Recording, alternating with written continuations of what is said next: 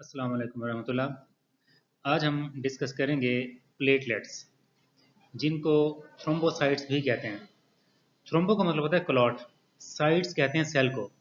तो ये ऐसे सेल्स होते हैं जो क्लॉट बनाते हैं। मतलब अगर हमें कट लगता है तो हमारा ब्लड रुक जाता है। वो जो रुकने का अमल है इसको हीमोस्टेसिस कहते हैं, और उसका जो अहम मेंबर है वो प्लेटलेट होते हैं। अगर किसी बंदे के प्लेटलेट कम हो तो उसको ब्लीडिंग डिसऑर्डर्स होंगे डेफिनेटली।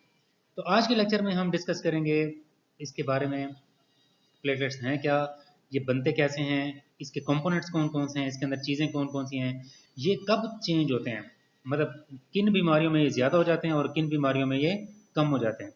बाकी कौन से फैक्टर्स हैं जो प्लेटलेट को एक्टिवेट करते हैं या डीएक्टिव करते हैं।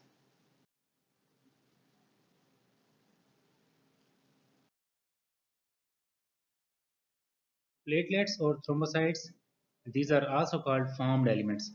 ब्लड के जितने भी सेल्स हैं ना, चाहे वो वाइट ब्लड सेल हों, प्लेटलेट्स हों या रेड ब्लड सेल हों, इनको फॉर्म्ड एलिमेंट्स भी कहते हैं क्योंकि ये कंप्लीट सेल्स नहीं होते।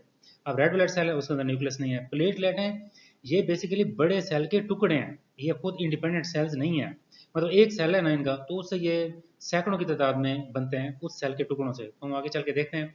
कलरलेस होते हैं, इसके अंदर न्यूक्लियस नहीं होता, रिफ्रैक्टिव बॉडीज होती हैं, फ्रेगमेंट्स ऑफ साइटोप्लाज्म है, मतलब जैसे मैंने बताया एक सेल है उसके ये साइटोप्लाज्म के टुकड़े होते हैं।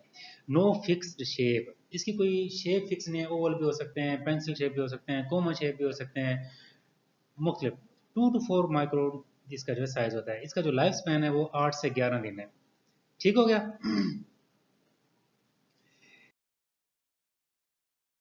ये इसका एक सेल है, उसके आप देखें सबसे बाहर ग्लाइकोकैलिक्स है, इसके अंदर लाइसोसोम्स होते हैं। इसकी जो सेल मेम्ब्रेन है ये अंदर की तरफ खुलती है, ये कैन्युलिकुलर सिस्टम बनाती है जिससे प्लेटलेट जो है अपने जो इसके केमिकल्स हैं वो रिलीज कर सकते हैं।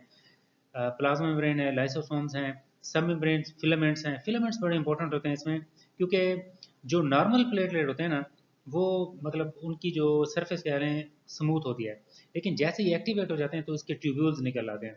ठीक है, सरफेस चेंज हो जाती है। इसके अंदर ग्रेन्यूल्स होते हैं, स्पेसिफिक अल्फा ग्रेन्यूल्स, फिब्रोनेजिन होती है, फैक्टर 5 होता है, वॉन विलब्रेंड फैक्टर होता है, फाइब्रोनेक्टिन होता है, हेपरिन होती है, एंटागोनिस्ट होता है, पीडीजीएफ प्लेटेड डिराइव्ड ग्रोथ फैक्टर होता है, दूसरी प्रोटीन्स होती हैं। इलेक्ट्रॉन डेंस ग्रेन्यूल में न्यूक्लियोटाइड्स होते हैं, एटीपी, कैल्शियम होता है और सेरोटोनिन होता है।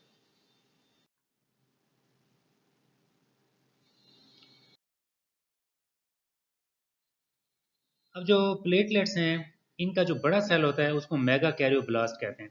Colony farming unit mega karyoblast, वो डेवलप होके बनाता है मेगा कैरियोसाइट। ये आप ये देख रहे हैं, बड़ा सारा सेल है, वो जो बहुत बड़ा सेल होता है 160 माइक्रोमीटर का होता है। अब ये जो इसके सेल के टुकड़े जब बनते हैं तो उससे प्लेटलेट बनते हैं। ये आप इस डायग्राम में देखें। एंडोमाइटोटिक सिंक्रोनस न्यूक्लियर रेप्लिकेशन होती है, एक न्यूक्लियस है, फिर दो हो जाते हैं, तीन, इस तरह बढ़ते जाते हैं, सेल का साइज बढ़ जाएगा। साइटोप्लाज्म में ग्रेनुलेशन होती है, और उसके बाद ये देखें जो प्लेटलेट के इतने सारे, एक एक सेल से हजारों, मतलब सैकड़ों की तादाद में प्लेटलेट रिलीज होते हैं और ये सर्कुलेशन में आ जाते हैं, फिर अपना ये चल के काम करते हैं, और 8 से 11 दिन तक ये ब्लड सर्कुलेशन में रहते हैं। इसके जो कंपोनेंट्स हैं, सेल मेम्ब्रेन है, माइक्रोट्यूब्यूल्स हैं। सेल मेम्ब्रेन जो है इसकी बड़ी इंपॉर्टेंट है। एक तो ये ट्रांसपोर्टेशन को कंट्रोल करती है, दूसरा इसके अंदर ऐसे मॉलिक्यूल होते हैं जो सरफेस के साथ अटैच होते हैं, एडिसिवनेस और एग्लूटिनेशन और इस चीज़ में, स्टिकीनेस में ये हेल्प करते हैं। माइक्रोट्यूब्यूल्स जो हैं प्लेटलेट की शेप को चेंज करने में हेल्प करते हैं। साइटोप्लाज्म में प्रोटीन्स होती हैं, एंजाइम्स होते हैं, हार्मोन्स होते हैं और ग्रेन्यूल्स होते हैं। अब जो इंपॉर्टेंट प्रोटीन्स हैं, कॉन्ट्रैक्टाइल प्रोटीन्स होते हैं, कॉन्ट्रैक्शन करती हैं, वॉन विलब्रेंड फैक्टर होता है, एडियरेंस करवाता है, फाइब्रिन स्टेबलाइजिंग फैक्टर होता है, क्लॉटिंग फैक्टर है, प्लेटलेट डिराइव्ड ग्रोथ फैक्टर है, वूंड हीलिंग में हेल्प करता है, प्लेटलेट एक्टिवेटिंग फैक्टर है, एग्रीगेशन करवाता है, थ्रोम्बोस्पोंडिन है, ये एंजियोजेनेसिस को, मतलब ब्लड वेसल्स को नहीं बनने देती। इसके अलावा जो उसके ग्रेन्यूल्स होते हैं, अल्फा ग्रेन्यूल्स होते हैं और डेंस ग्रेन्यूल्स होते हैं। अल्फा ग्रेन्यूल्स में क्लॉटिंग फैक्टर्स हैं, fibrinogen, factor 5, factor 13, platelet derived growth factor है, वेस्कुलर एंडोथेलियल ग्रोथ फैक्टर है, बेसिक फाइब्रोब्लास्ट ग्रोथ फैक्टर है, एंडोस्टैटिन है, थ्रोम्बोस्पोंडिन है। डेंस ग्रेन्यूल में न्यूक्लियोटाइड्स होते हैं, सेरोटोनिन होते हैं, फास्फोलिपिड्स होते हैं, कैल्शियम होता है और लाइसोसोम्स होते हैं। अब जो इसके एंजाइम्स हैं, इसमें एटीपीएस होता है, हार्मोन्स में एड्रेनालिन और हिस्टामिन वगैरह शामिल होते हैं।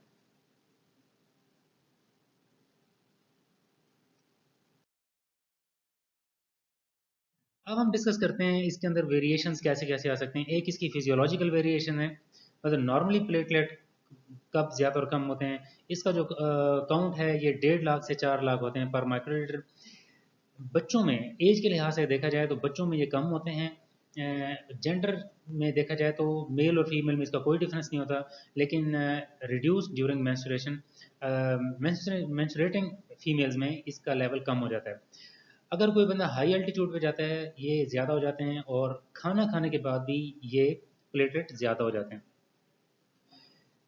पैथोलॉजिकली थ्रोम्बोसाइटोसिस, कुछ कंडीशंस ऐसी होती हैं जिसमें प्लेटलेट का लेवल बढ़ जाता है। उसमें एलर्जिक कंडीशन है, एस्फेक्सिया है, हेमरेज है, बोन फ्रैक्चर है, सर्जरी के बाद है, रोमेटिक फीवर है, स्प्लीनेक्टमी है, और ट्रॉमा में प्लेटलेट बढ़ जाते हैं। कुछ कंडीशंस ऐसी हैं जिसमें प्लेटलेट कम हो जाते हैं। अक्यूट इन्फेक्शंस हैं, अक्यूट ल्यूकीमिया है, एप्लास्टिक या परनीशियस एनीमिया है, चिकन पॉक्स डिजीज है, स्कारलेट फीवर है, टाइफाइड है या ट्यूबरकुलोसिस है। इसमें प्लेटलेट का लेवल जो है वो कम हो जाता है। प्लेटलेट के लेवल के कम होने को हम थ्रोम्बोसाइटोपिनिया कहते हैं, और ज़्यादा हो जाने को हम थ्रोम्बोसाइटोसिस कहते हैं।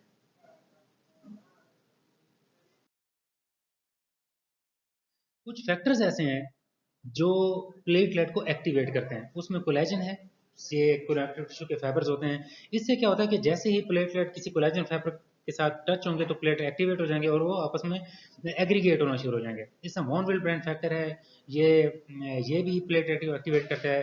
थ्रोम्बोक्सिन A2 है, प्लेटलेट एक्टिवेटिंग फैक्टर है। एडिनोसिन डाइफॉस्फेट है और कैल्शियम है, ये भी हमारे प्लेटलेट्स को एक्टिवेट करते हैं। कुछ मॉलिक्यूल्स ऐसे हैं जो प्लेटलेट की एक्टिविटी को इनहिबिट करते हैं। उसमें नाइट्रोजन ऑक्साइड है, प्रोस्टासाइक्लिन है, न्यूक्लियोटाइडेज है, फैक्टर 2 है, 9 है और 10 है। ये ऐसे फैक्टर्स हैं जो प्लेटलेट की एक्टिविटी को कम करेंगे। इसके अलावा आपने याद रखना है कि हमारे जो क्लॉटिंग सिस्टम है उसके 3 मेन प्लेयर्स हैं। मतलब हमारा ब्लड क्लॉट या ब्लीडिंग के डिसऑर्डर को सिर्फ प्लेटलेट नहीं कंट्रोल करते, उसमें हमारी ब्लड वेसल्स आ जाती हैं, प्लेटलेट आ जाते हैं और क्लॉटिंग फैक्टर आ जाते हैं। इन तीनों का ठीक होना और इन तीनों के जो सब कंपोनेंट हैं वो भी अगर ठीक होंगे तो हमारा जो क्लॉटिंग मैकेनिज्म है वो ठीक होगा। फर्स्ट क्या ब्लड वेसल्स हैं, उसमें कोई ऐसे डिजीजेज आ गए हैं, इस तरह के प्रॉब्लम आ गए हैं, तब भी ब्लीडिंग डिसऑर्डर हो सकते हैं। प्लेटलेट कम हो गए हैं तब भी ब्लीडिंग डिसऑर्डर हो सकते हैं। और इसी तरह अगर क्लॉटिंग फैक्टर में से कोई फैक्टर कम हो गया तब भी ब्लीडिंग डिसऑर्डर हो सकता है। कुछ बीमारियां ऐसी हैं जो उसमें प्लेटलेट की क्वांटिटी नॉर्मल होगी लेकिन फिर भी ब्लीडिंग डिसऑर्डर होगा। उसमें से एक है ग्लेंसमैन्स थ्रोम्बोस्थीनिया है, बर्नार्ड सोलियर सिंड्रोम है। ये ऐसी बीमारियां हैं जिसमें प्लेटलेट क्वांटिटी में पूरे होंगे लेकिन क्वालिटी की ये डिजीज़ हैं वो उस तरह नहीं होते कि वो क्लॉटिंग को करवा सकें। तो इसलिए आपने याद रखना है कि प्लेटलेट ओनली फैक्टर्स नहीं है कि अगर किसी के प्लेटलेट कम है तो ब्लीडिंग होना शुरू हो जाएगी या ज़्यादा है तो ओवर क्लॉटिंग होना शुरू हो जाएगी।